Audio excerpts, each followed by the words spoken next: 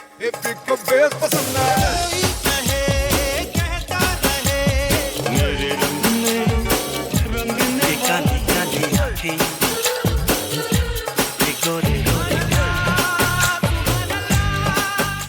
this is Asim. This is Sujoy. This is Amrita. And you're listening to Khandaan, a Bollywood podcast about the three main Khans of the Hindi film industry: Amir, Salman, And Shara.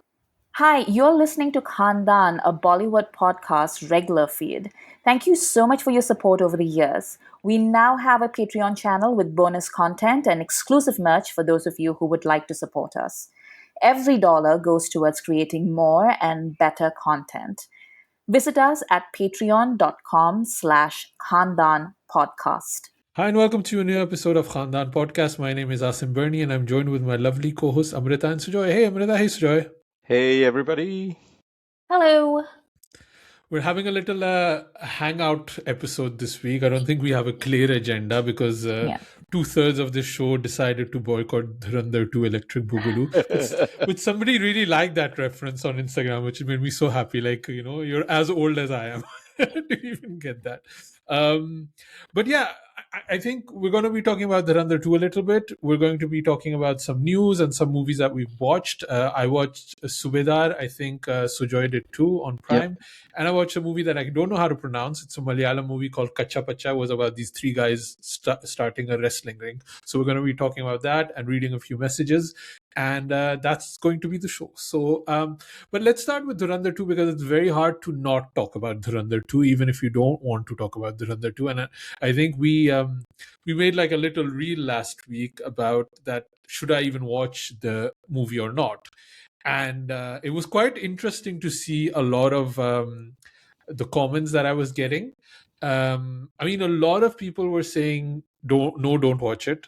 Just because if you didn't like the first one, why would you want to watch the second one? But there were also a lot of people that were really genuinely saying you should go watch it, right? I think one of our listeners was Irfan, right? If I'm not mistaken, from Patreon. Yeah. Did you have that comment, Amrita, or did you have the other one that you had? Oh, I closed it. But he was basically saying that he wanted you to watch it because he thought it would be invaluable to have like a Pakistani voice, about the propaganda stuff and everything. So yeah, and I think a lot of people do kind of hope and expect that to kind of provide like a different argument than I think a lot of it can be, it's very binary about Dhurandar. It's like either it's like the best movie ever made and compare it to Christopher Nolan and Stanley Kubrick, which I'm actively seeing happening on Twitter, which is insane to me.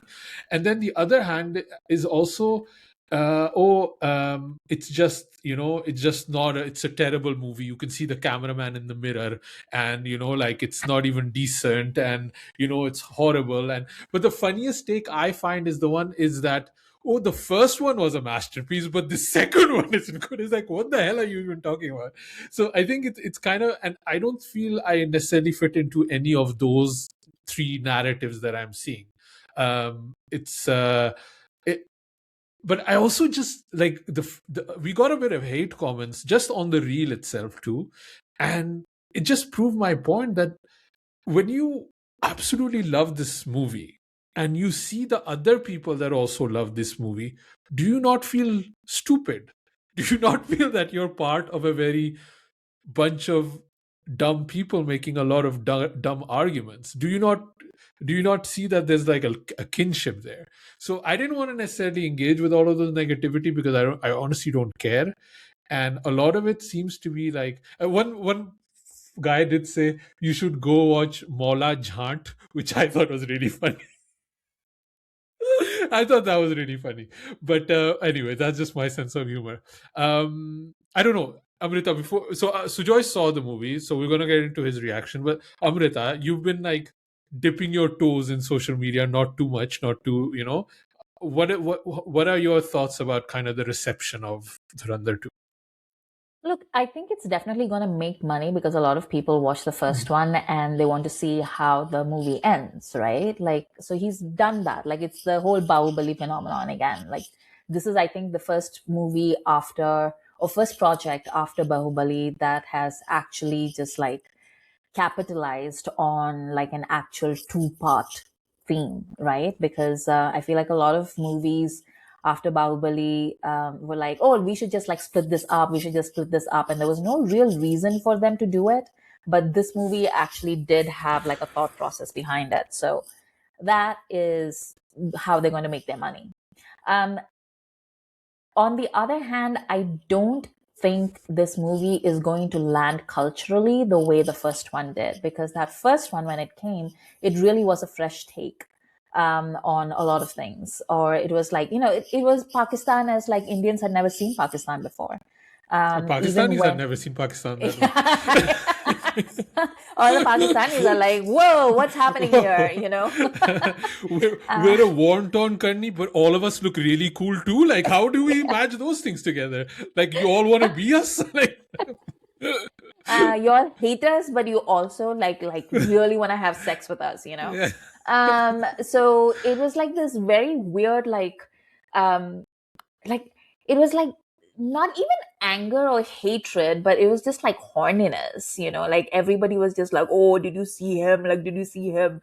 And it was just it was a very specific kind of male horniness. It wasn't even like women that were like driving this conversation. This was like the first part is just like such a male movie. And I don't think the second part is landing quite the same for a lot of people. And I don't know why that is, because I am not going to watch it. I'm sorry, but with a runtime of almost 4 hours, like you build in an intermission, you have to travel to the nearest multiplex. Like, I don't have 5 hours to give to like a movie that I don't even care about. Like, I'd rather take that time and give it to something that I actually care about, and time is of a little bit at a premium right now for me. So I'm sorry, I'm not going to be doing that. I do feel, just to say, I think you and me definitely, and Sujoy, happy to join us then. When it comes out on streaming, let's watch it and do it just for Patreon. I think that's because I don't want to Yeah, engage okay. with anybody else. Like, I want to keep this like as a filmy conversation, Khandaan style. But I do want, our listeners to get our thoughts about this movie. I'm not going to spend 4 hours on it. I've just had a month of fasting. This is not what my reward needs to be at the end of it. Like, I know that the world is in a shitty place, but I'm not taking this ED. Like, this is not the ED I want. But we want to, we have an audience, and I do feel we have a responsibility on it. So let's do a review on it when it comes out on streaming, and we'll do a Patreon on it. I am going to conditionally agree, because I think like that sounds like a great idea, but I can't promise that, I'll start watching this and then I'll just be like, yeah, no, like this is stupid. Like I can't do this for 4 hours. So I'm not going to promise anything, but I will, you have my full support, Asim. Great. I Also, will be like there. I'm not going to be there rewatching this like 4 hours again, and I'm actively deleting it from my memory as we speak. So You I don't see? think I'll be able to join that conversation. So it will be all Asim. But हम तुम्हारे साथ हैं Asim. Only I care about our audience, basically. So, I cared enough to watch it at the cinema. that's Yeah, what I that's was true. going to now ask before it I leaves your don't, brain. yeah, Mhm. What did you yeah. think of Dhurandar 2? So I have like some chapters like the movie, and Aditya Dhar chose to narrate his movie. I have some chapters in how I want to speak about Dhurandar 2. Like, first off is Dhurandar 2 as a sequel to the setup of Dhurandar, and then I want to talk about Dhurandar, the entire package of the story, right? So Dhurandar 2 as a sequel is setting up basically to tell you the recap of the origin story of Hamza, where he comes from, what circumstances led him to join Project Dhurandar, and then it fast forwards to current day after the death of what was his name, Akshay Khanna's character, Rahman Dakat. Rahman Daket's death, what Liari and Karachi transpires into, and what events further happen, etc. It almost like a 10-year jump, or I, I think Rahman Dakat dies around 2014-15, and this goes until like 2024-ish kind of a time scale. So the story of Dhurandar 2 is that much. As a sequel, I believe that I can see the conversation feeling like people were so hyped up after the events of Dhurandar 1. They felt underwhelmed by what transpired in this. I see it primarily because people were praising Dhurandar 1 to be this realistic take on how a spy universe should be, compared to the sort of mission impossibleness that YRF spy universe is. And then this totally deconstructs that. It's very much the mold of Animal and Marco and Toxic and KGF sort of a movie in this, where the Raw and Ajay Sanyal, which is Madhavan's character, give Hamza or Jaskirat full free reign to do whatever he likes.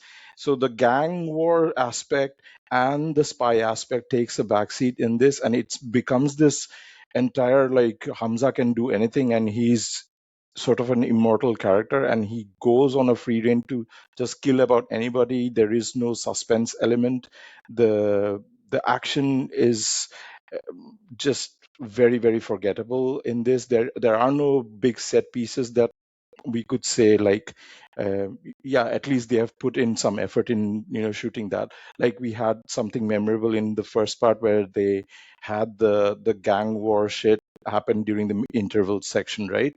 um the What was also praised in the first part was the needle drops, and here it feels very, very repetitive. And it's very random as well. Like, spoilers, I don't care if anybody cares about spoilers anymore, but Sanjay Dutt's character, SP, what was his name? Aslam. SP Aslam's character is being assassinated at some point, and just before that, it's like a chase sequence, and Tamma Tamma Loge starts playing, and that Tamma Tamma Loge continues throughout to his funeral. So there's a scene where the funeral is happening. He's getting buried, right? Surrounded by everybody who knew SP Aslam, and everybody's praying, and Tamma Tamma Loge is still playing. It's such a unintentional laugh sequence for me. Is It's it a slowed hilarious. down sad version of No, no, no, no. Tamma Tamma? No. Yeah, it's hilarious. And the third part, what I wanted to say was, I think because of the commitment that they had to release it in a March window, just a couple of months after the first one, and it was such a big task to achieve editing and special effects and sound design, everything for to meet that deadline. A lot of it feels unfinished. The VFX is still not up to the mark, but in the climax there are like total gun action sequences where there are flares happening but there is no sound. It's like completely blank. It's hilarious, to say the least. And yeah, a lot of the action sequences and the VFX even looks very incomplete. So the whole thing about people praising Aditya Dhar for peak detailing, which comes across in a lot of the reviews, is what people are criticizing about in their sort of reviews of this sequel. As a whole story, if you look at the graph of Jaskirat and Hamza, the story of him joining Project Dhurandar, it's again like it's not an inspiring tale of a hero. The movie fails at that level as well. Like, when it's trying to set this heroic character, it's very tragic how it ends, and it almost looks like the state took advantage of that character and its circumstances for its own advantage, for its own profit, and all it ends in a training montage of Jaskirat and his, like, other people who joined this academy, being, like, almost indoctrinated, almost brainwashed into thinking they are training for the better, a greater good, which is almost looks like a militant camp. it's weird the choices that this movie makes for me. And obviously, the politics in this movie, the propaganda is a lot more blatant, a lot more blatant than the first one. Like the half truths that it selectively chooses to tell, and just glazes over a lot of the other stuff. Yeah, it's a lot more unsubtle in its way that it tries to depict than the first one. Yeah, that's sort of my not so short take on Dhurandar 2. Would the movie have been better if they, instead of calling it Dhurandar 2, called it Dhurandar? No. No. Okay. That was my The- first question that I what's wanted to in ask you. what's the Shakespeare quote? What's in the name, or what's in a name? What's a rose by any other name would smell just as sweet or something like that, right? I'm hearing a lot about, because you mentioned that the action set pieces aren't good. I'm hearing a lot of praise about that Jaskirat, the raid that happens where he like goes on a killing spree. Yeah. That didn't work for you either?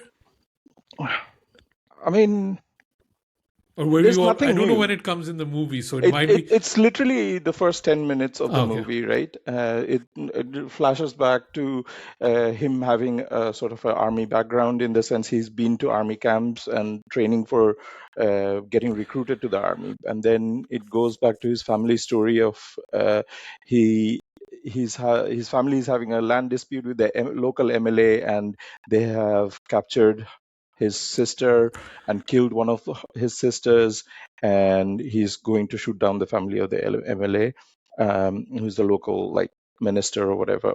And it's nothing new when it comes from somebody who's seen action movies. It's done very much in the style of any other South Indian hero intro scene. You know what I mean? It's nothing uh, like. Yeah, it's very much aura farming, slow mo shots of him shooting. There's nothing exceptional to it other than it's Ranveer Singh doing it, and this is his sort of yet another animal, but it's just Ranveer Singh doing it. I didn't see anything exceptional about that action sequence. So how is it Pakistan's fault? It's not Pakistan's fault at that Okay, point. not yet. It will Always become. Pakistan. Yeah, Oh, it's okay. always Okay. Pakistan's fault, Asim. Yeah. Like, I'm sorry. No, like, no. you have to accept Yeah. this. Like, Yeah, it's like a tere There's no- ishq mein situation, you know? Like it's That's the thing. Like so like he is then sort of, because of that land dispute that he killed the minister, he's then given a death sentence, right? And then he's picked up by the government saying, oh, you have this peculiar circumstance where we can actually give you a new lease of life, but your life belongs to us. Basically, you will be taken to this new mission to a different country where you it's will a killer for hire, yeah, basically, right? pretty much. It's a mercenary thingy, but I don't see then the sentiment of patriotism and him fighting for the country being his true calling.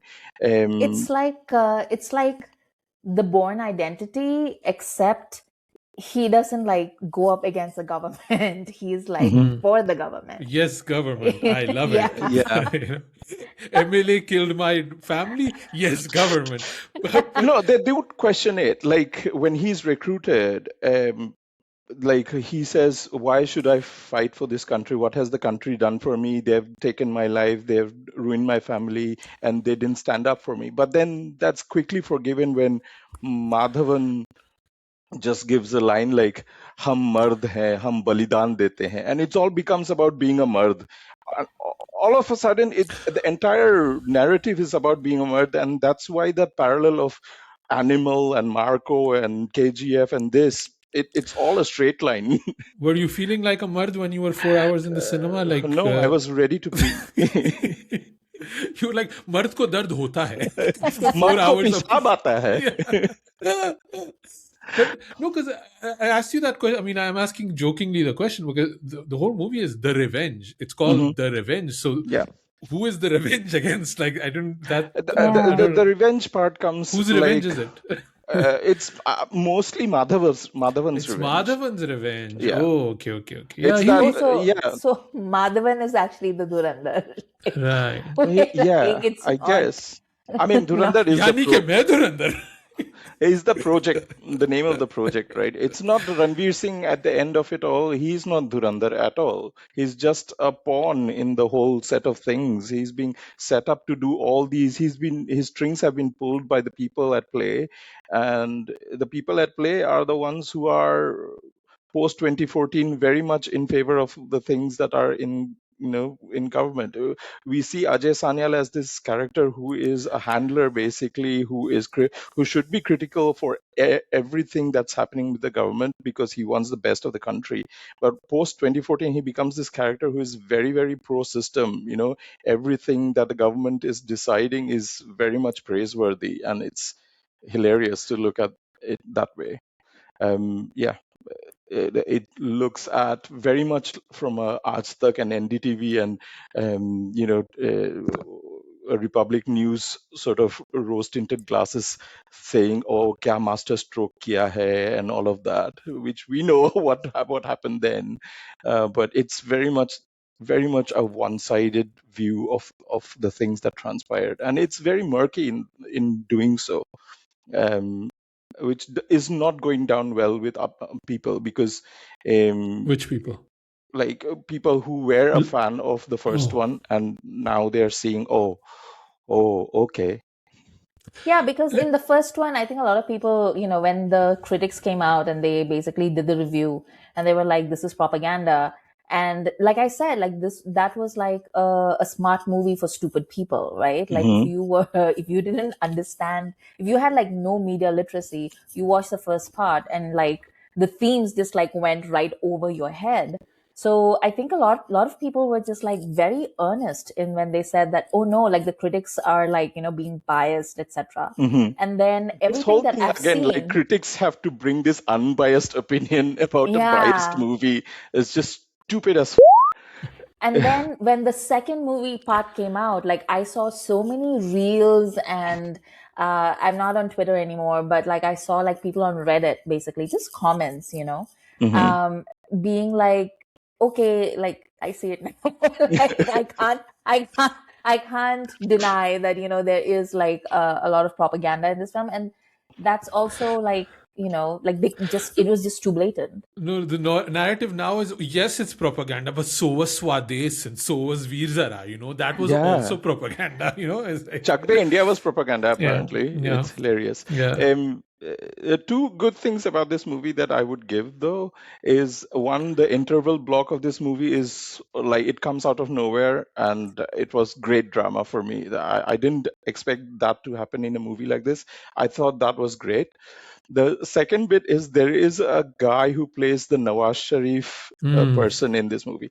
He is, I don't know whether they cloned an actual DNA out of Nawaz Sharif's hair or something, but he looks exactly like Nawaz Sharif. And I was like, what the hell? Yeah, I've been hearing a lot of praise about that. But like if you keep an old potato in the back of your closet and just let it rot, it looks like Nawaz Sharif. It's not hard to look like Nawaz Sharif. I'm just saying, Yeah. it's easy.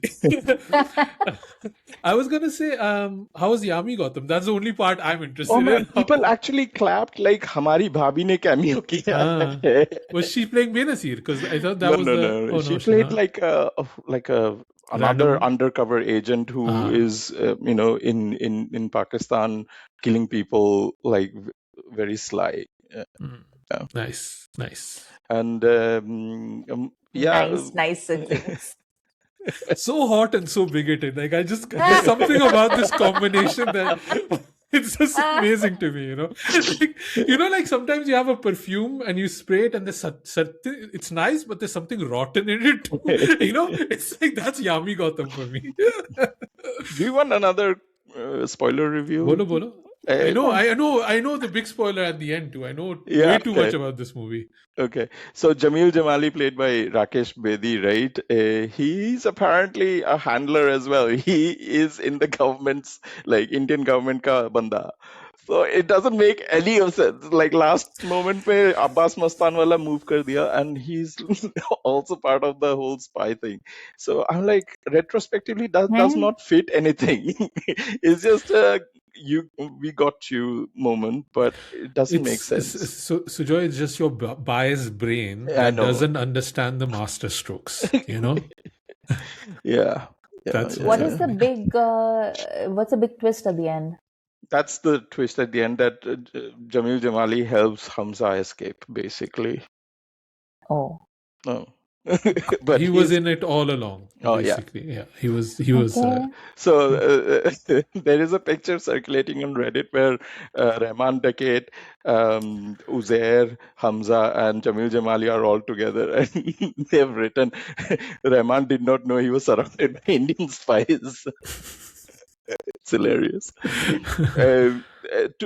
Two more things, two last things. Sorry. Major Iqbal, which is played by Arjun Rampal, is the big villain of this piece. So we don't have a bigger villain than him. We don't have an equivalent of Rahman Dakit in this, which I definitely miss. I think the presence of Akshay Kumar in the first one was a great Khanna. addition. Khanna. I Akshay would Khanna. love Akshay Kumar in this. Yeah. बच्चे की जान लेगा क्या? लियारी में आ गए Lyari. No, actually, you know what? क्यों रूपा Akshay ला लिया? Kumar.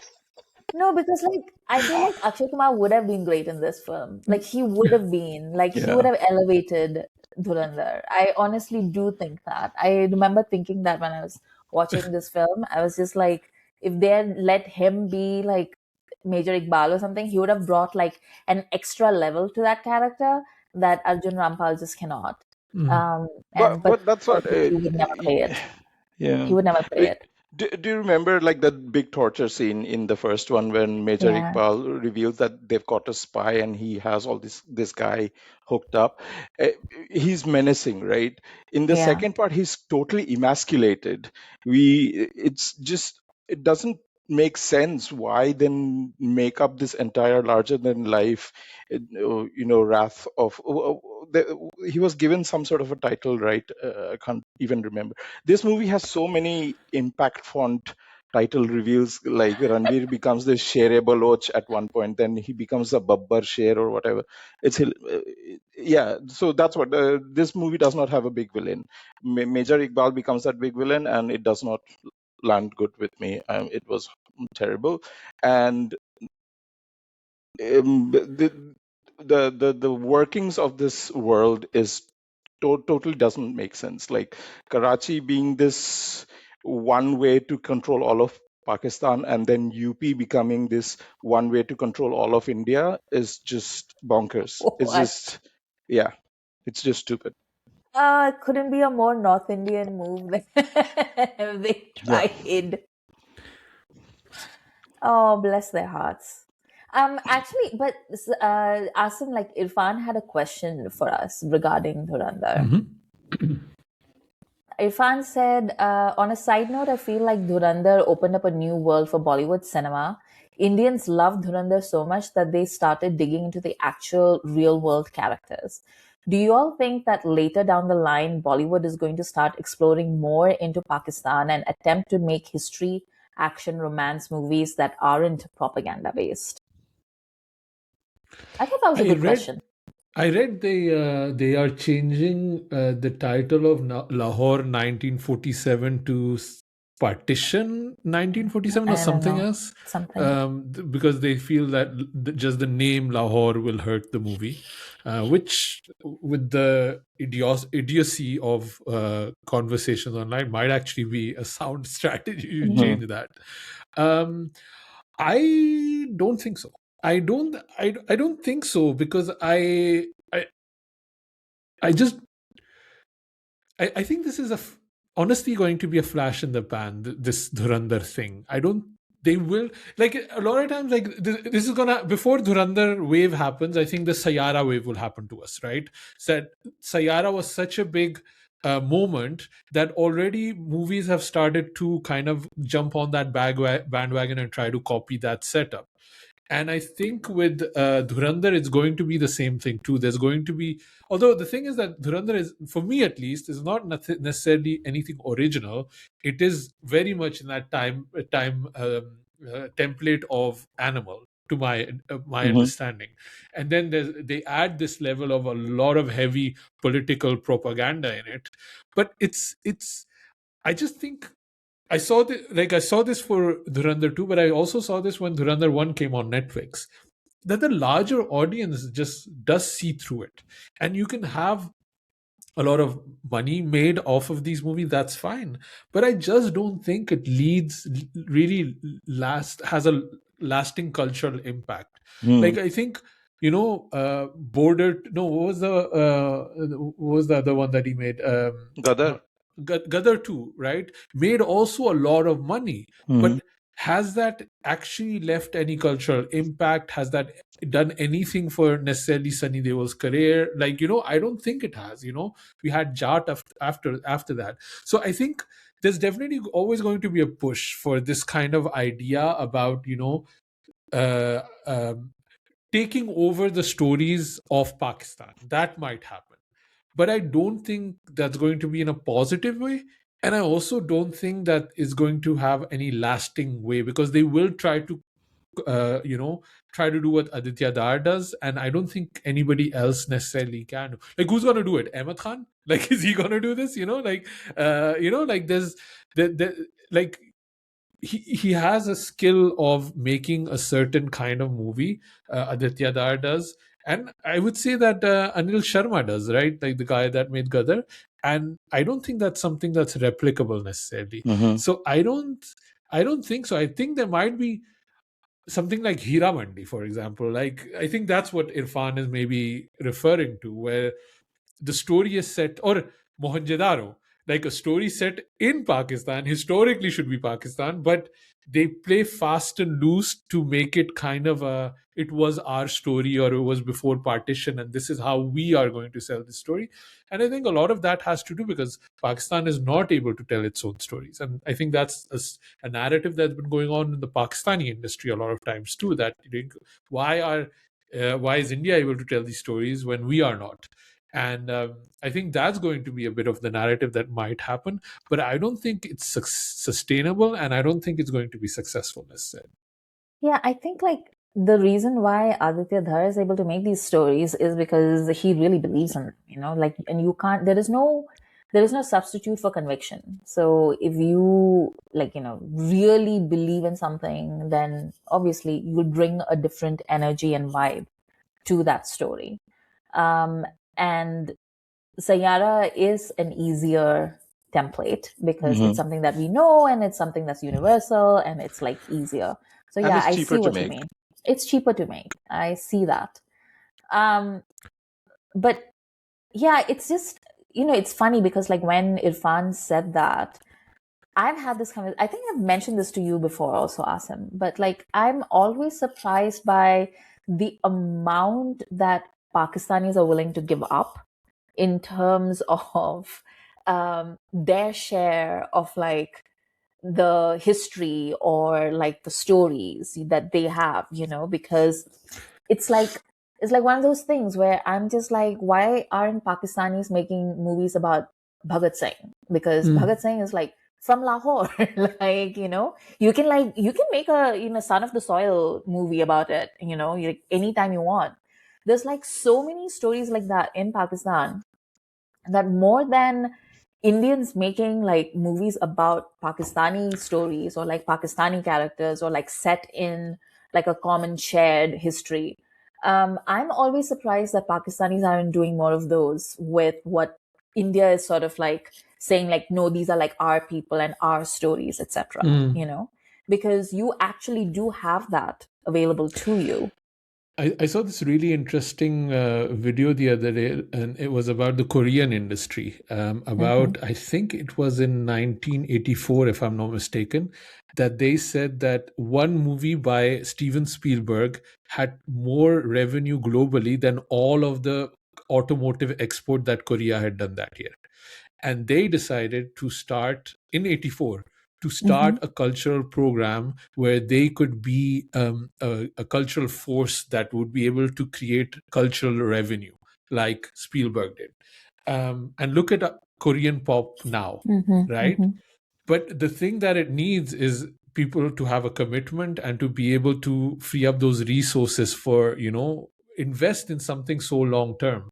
And I think, unfortunately, the problem is that Pakistan has just such a it's twofold. I think, I'm not like Pakistani, I'm not there, right? So, but this is from an outsider perspective. Is there's a definite blockage of and boycotting of Pakistani content. Like that, there's no denying that why are Pakistani dramas not on Netflix? Why are they not on Prime? Like there's an active boycott of not getting that content out, unless it's about women being abused or transgender rights. Those are the only Pakistani content that does go out as as a narrative storytelling device. It's never going to be about Pakistani masculinity. Look at what happened with Maula Jat. Like it ended up not getting any platform or release. Like such a massive movie, a genuinely good movie that has fun, and it was never like actively against any other country or anything like that.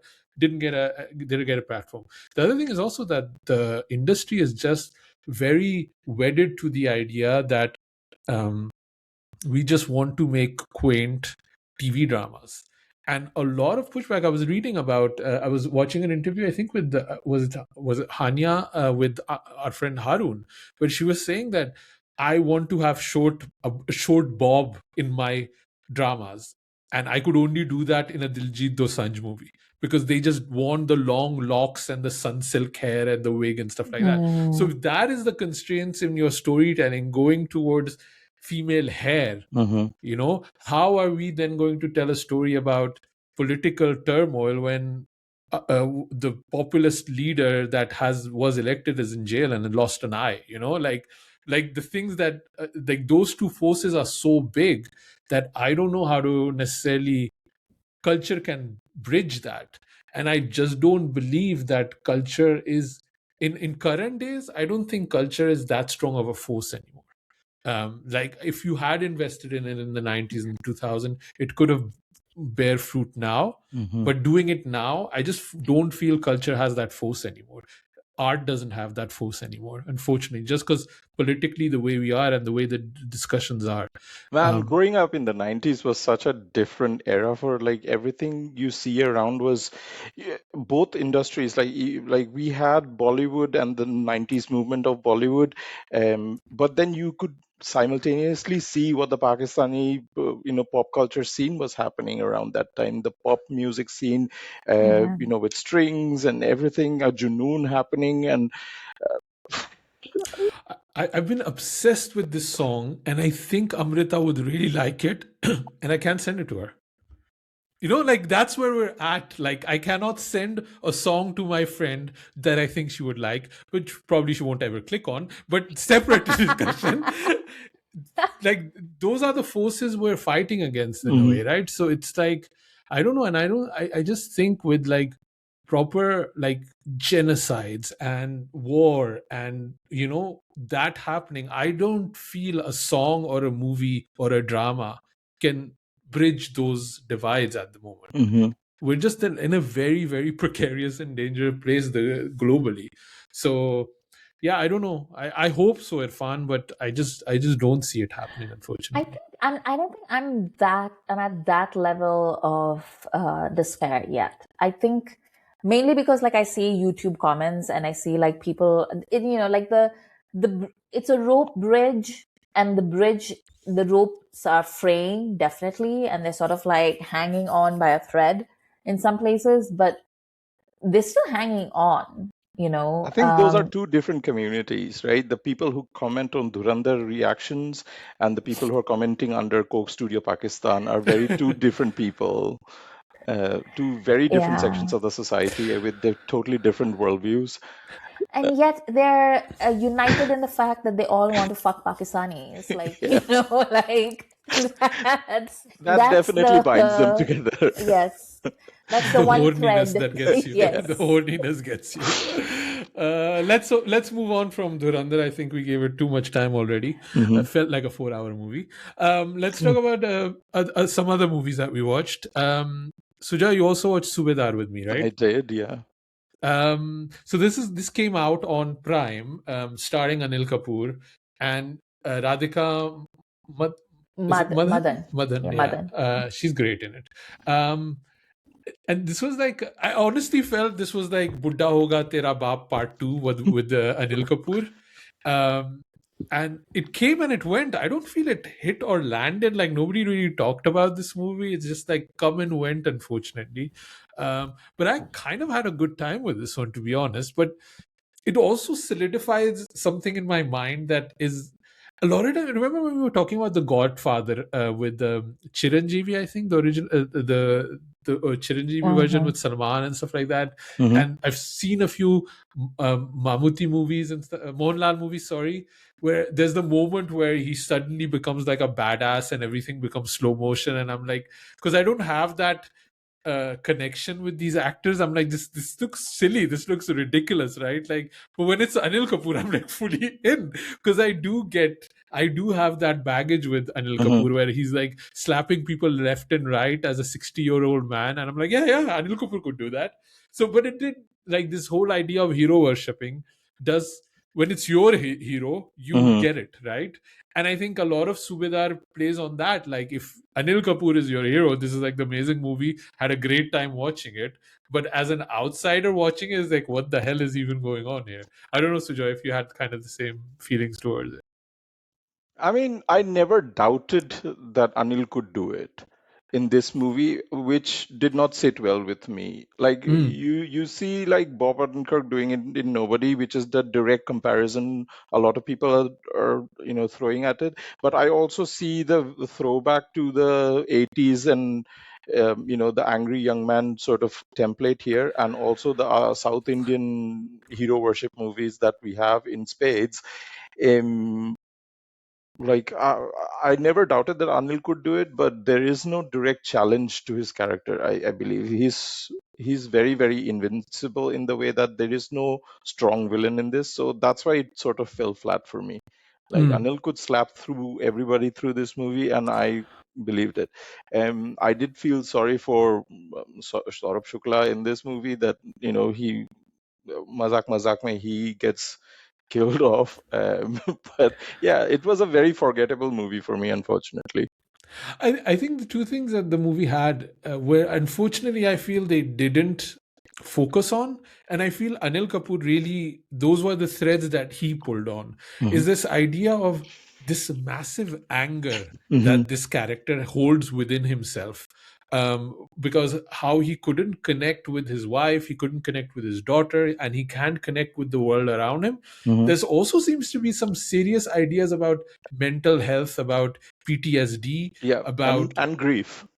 grief, trauma, and to a certain degree, and maybe that's just me putting it on, I almost felt that this character was almost on like an autism spectrum, where he just wasn't able to have you Communicated. communicated and talk and things like that. And I think, like, I've seen a few interviews about Anil Kapoor and how much he delves into the character and body language and like what those, and I think those are the threads that he connected with. There's a moment where he's beaten up his daughter's boyfriend because he thinks he's one of the goons that Hmm. might attack her. So as a father, that's a very justifiable protection idea that he has. But because he's not able to communicate, because he's not able to connect humanly, he just beats him up horribly. Then when he's confronted by his daughter when he's in jail, he can't say anything. He's just basically saying to, I think, Saurabh Shukla, like, please take her away. He just cannot formulate any words. Hmm. Then he has to go, like, apologize to the man that his daughter loves, and he even is not unable to, he's unable to even do that. He just kind of pats him on the heads and goes away. And I thought those were some very interesting ideas. And then Anil Kapoor really, like, sinks his teeth into those sequences. But the movie wants to be kind of a very South Indian type Hmm. of Buddha uncle will hit everybody and they will go flying everywhere. Although the action is very much more like grounded than like Southie action where everybody's flying around. But yeah, it's really about Anil Kapoor. It's really about like how much you like him and how much you can tolerate, which I have infinite time for. I can watch anything with Anil Kapoor. The dude, like Aviators, man. Like he looks so good in Aviators. Like it's crazy. Like he's such a cool guy, man. And like Mona Singh is playing like one of the big villains who is in the prison, and she's calling all the shots. As I think her character's name is Bubbly Didi. She's having a lot of fun in this. But unfortunately, again, like she's all talk and nothing else. Yeah, yeah, and I think also the ending really didn't work for her. I Mhm. feel the kind of the ending of it. But yeah, that's Subedar. I don't think a lot of people are watching it. If you are like me, a fan of 80s like 90s kind of masala, If and you you want to really see, liked Rakhwala, you might like Subedar. yeah, yeah, yeah, That's yeah, a deep cut. It's yeah, the Netflix, you may like this algorithm working yeah. in Khandaan. Yeah, yeah, yeah. So that's Subedar. The second movie that I watched was Kacha Pacha. I think I'm not sure how to pronounce it. Does that sound like words or something, Amrita? Like, I don't even know. Pacha means green, but I don't know Mm. what kacha Mm. pacha means. Yeah, anyway, it's a Malayalam movie. It's on Netflix. It's basically about these three guys. It's a Malayalam movie. What's it going to be about except guys? Like, it's these three guys that are they don't know what to do with their life, and they basically start a wrestling federation match within their community, and that becomes like a big thing, and then they end up fighting the rowdies that are into bodybuilding. I really had like big hopes for this because I don't watch wrestling, but I like the art and the documentaries about wrestling. Like I used to watch it back in the 90s. I don't watch it anymore. And I do feel there's a lot of love from the filmmakers about wrestling. And so they put a lot of references in it. There's a lot of moves that we know from, John Cena and all of these other Undertaker and stuff like that are incorporated in this. But it's also just funny to marry these two things together because obviously, and I think even now from wrestling, WWE, they have accepted the fact that this is a performance art, and they make documentaries. They talk about like how they put these matches together, how they kind Mhm. of communicate while they're doing these matches. But the problem with this Kachapacha movie is that they still want to show it as real fighting, that this is actually a real fight. And I don't think that really matches really well in terms of kind of creating a narrative about it. But because are they now getting hurt or are they not getting hurt? Like, is this a real fight? Is it not a real fight? And that kind of hurts where the story wants to go to. Um, and the problem that I also had is that it's a lot of there's a lot of elements where I think I'm just lacking again local knowledge because actors will show up, people will show up, and I think it's supposed to be a big thing that these people are showing up. And I'm just like it goes over my head like that. I'm like, what even is who is this person? Why are they like getting the big intro music? So there's a final appearance which I get. I get why that is. I don't want to spoil it for the people that haven't watched it yet. But that I got why that was a big thing. I'm not that much of an idiot. But the thing is also, and I made a little joke about it, and I I enjoy the idea of Malayalam movies being able to take a very small idea and making very kind of an interesting movie about it. But man, it is so male heavy. It is like there's literally like there's nothing. It's just watching dudes, man. Like it's constantly just watching dudes, and I just get tired of it. Like I'm like, there's a certain and even if there is a female character, she has to act like a dude. Like she has to be one of the boys, and it's just not something that I don't appreciate this necessarily in Hindi movies, right? Like in Bollywood, like if it's all like animal and like I want a bit of balance. I was speaking with a friend, Bollywood Collection Razia, the other day, And we were talking about how nothing is exciting for the rest of the year in Bollywood, right? And one of the things I said is like, where are all the heroines? Where are all the female movies? Like there's nothing that I can like. Alpha is probably the only one, right? And otherwise, it's like a rom com. That's it, maybe.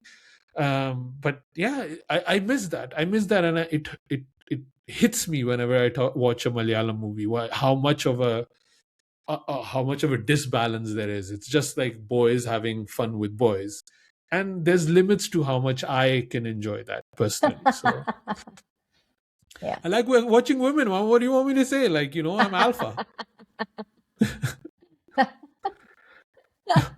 Well, Alpha is coming out in July, so you'll get to see Arya and Sharbari. Sharvari, yeah. You had another message to read, Amrita, or Yeah, so before we sign off, I just wanted to read out this really sweet message that Irfan sent us. Irfan is one of our Patreons.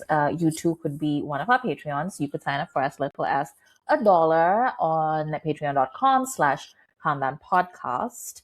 And Irfan sent us this message for our 300th episode. We did a little catch up for that and we were like talking about it. And he said, congratulations to all three of you on creating over 300 episodes. I know that throughout the entire time of Khandaan, y'all have been working hard to keep us entertained. I remember a lot of the ups and downs the three of you have went through in your personal lives, and I want to thank you all for continuing to push through and put out content. It means a lot to me. Inshallah, the podcast continues to grow and you all are happy and healthy throughout the years. I believe I have watched every single of your episodes, from the debut episodes to COVID episodes to the other Khan episodes to the essays to the 80s Dhamaka ones. During 2024, I went through a rough 6 months, and I'm not going to mention the following bit because I think that's personal to him. Hearing y'all talk, laugh, and be there was the one thing that kept me happy and laughing. Thank you for every single one. I think Khandaan has become more than just a podcast, and that to me is the best part about it. And that is such a lovely message. Like, we've had like a lot of lovely messages, by the way, but I just wanted to like call out Irfan because he's been there, like literally, like he says, he's been through everything. Like he's one of the OGs. He's been there through like thick and thin, and we have so many of you out there who've done the same. Like I remember, like we really found our audience during the COVID years, right? Like that's when everybody found us and we found our community, and it's been a real roller coaster, and the world continues to be like ups and downs all the time. When are the ups though? That's what I want to ask. It's like down and then even more down. But honestly, like I feel like my life would have been a lot harder if I didn't have like these two guys like here, able to like just talk things through. And by now, like we just know each other so well. Like we all also just know when like the other person is like going through something. Like I was going through something like last week, and then Asim was just like, are you all right? And I was just like, actually, I'm not. Like, thanks for picking up on that. And it's just, it's just nice to know that like, they have friends who are there, even if they're not like right in front of my eyes. And I get to share this with like the hundreds and thousands of you that are like tuning in to this show. So thank you all for being here. Yeah, I think it is a challenge. Like I think it's like we're having a discussion about Dhurandar, right? Like, and creating content is just hard because it takes a lot out of you. Like it takes not just the time of doing it, but a lot of times the feedback or the lack of feedback. So every Patreon, every message that we get, every people that maybe can't support us through Patreon, but do support our work through sending us lovely comments on Instagram and things like that, that positivity goes so far because like the negativity is so strong. So I think it's so like all of our people on Patreon, all of the people that are, sending us messages on TikTok and Instagram and things like that, we really, really appreciate it so much. Like, just like checking in with us, or like praising the work. And I think it's lovely that we are able to create that. And yeah, it's been a crazy ass journey for 300 episodes, right? Like, and we're still working on, let's try this new series, let's try this out, let's try that idea out. And I think just be that we're still motivated to do it. A large part is that we're just crazy people, but the other part is that the community that backs us, so we really, really appreciate it. Can I also like give you like talking about feedback? Can I tell you guys about our 301st episode right. was Dulhan Hum Le Jayenge. And I have a friend. Her name is Pratiksha. Hi, Prati. And she's a little cute little goofball. And I had no idea that Dulhan Hum Le Jayenge is Prati's like comfort watch. And she was so excited about listening to this episode. And then she was so angry when she listened to it because she was like, why did you spend 30 minutes talking about other stuff when you could have been talking about Hum Le Jayenge? She wanted an hour of just Dulhan Hum Le Jayenge. Yes, she was like, it deserved like more. Like she was like very unhappy, and she was just like, I can't believe that you guys didn't spend more time like talking about it. So here, this is my apology to Pratiksha and to all the other Dulhan Hum Le Jayenge super fans. I'm sorry we didn't spend enough time on it for you. But it's crazy that we scratch a niche that nobody else is able to scratch. Where else would a Dulhan Hum Le Jayenge fan go to, right? Like, it's only literally Khandaan. Sujoy, did you have anything to add on the 300 episodes or Dulhan Hum Le Jayenge episode? No, I'm just happy, man. Yeah, this is the only sane corner that I have at the moment in my life. जो भी है यही है. Yeah. मैं कहाँ जाऊँ और Yeah. Well, anyway, if you have no place to go, drop us an email at youpodcasting@gmail.com. We, like you said, we love reading your messages, love reacting to it. And also, like, I just like that these last few episodes, we have been getting a lot of messages and we have been reacting to them. And I think that's just something that we hadn't done in a while. So I'm really enjoying it. And I really like getting these questions like we got about, it makes us think, and I like that. And I think there's a lack of thinking in any case, especially when it comes to like Hindi film entertainment discussions. But yeah, Sujoy, where can people find you online? I'm still on all my socials at 93K. You can follow Khandaan Podcast on all our socials at Khandaan Podcast, and do check us out on YouTube. A lot of video content drops there, and also our Instagram with all the reels and TikTok. Amrita? I honestly, the only way that you can get in touch with me is on our Patreon. Like, Twitter locked me out about a month ago, and I haven't been back. I have like zero motivation to like figure out what my password is and like log back in.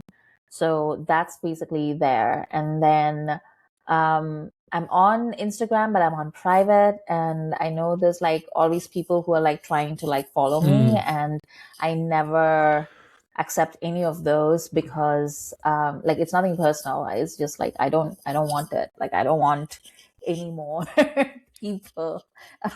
Like I'm already on YouTube. Like what do you want from me? And join us on patreon.com/Khandaan podcast if you would like to see more of this. There was also a comment about the 300 episodes that I don't know who sent it. I didn't make a note, but they were also like missing your book content. And so you do have that other account too, right? The Amrita by the book account. Yeah, I just haven't look, I just don't have the bandwidth. Like it's like, I'm working like 16-hour days. I'm trying to write 2 books. And I am also like doing this podcast. So something has to give. And I don't think I'm going to be making like individual content in the near future. Sorry. Well, I'm at, Khandaan. I think, best way is Patreon. I think honestly that's the best way. Even my Twitter has been like I've been on private for a while, so the people that are following can follow us there. I have been being a bit more active on Twitter Khandaan a little bit more, but still, it's just not fun anymore. Like, I just don't find any joy in Yeah. it. Like, what am I I going to don't do? I'll get a I don't like the people on Twitter anymore. They're all like angry and rude and just like stupid. Like I can handle the angry and the rude. I just can't handle stupid.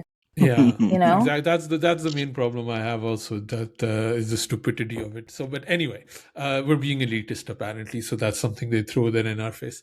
Um, anyway, drop us a line, and we'll be surely reading it, and we'll be back with a new episode soon.